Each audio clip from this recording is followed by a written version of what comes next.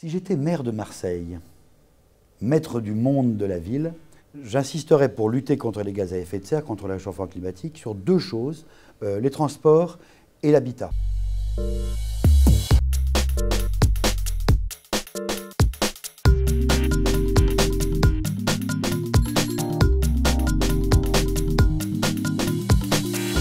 Je commence par préempter tous les terrains disponibles, toutes les friches industrielles, y compris en centre-ville, évidemment, mais déjà à l'extérieur. Et j'obligerai tous les nouveaux bâtiments à être d'abord très denses. L'avenir est à la ville, il faut redensifier la ville et à faire évidemment à la rigueur des BBC, des bâtiments basse consommation, dans l'idéal, mais pourquoi pas. Deuxièmement, les transports.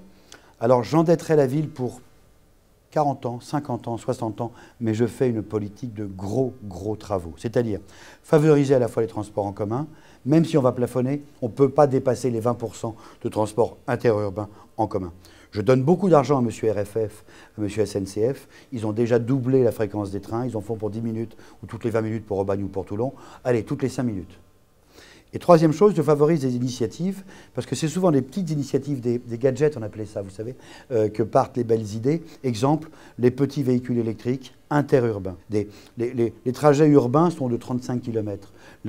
Les petites voitures électriques sont formidables pour ça. On aurait une petite voiture électrique en ville et une grosse voiture qui pollue. On ne peut pas la changer, celle-là, hein, pour aller ensuite dans les calanques ou aller en vacances en Corse.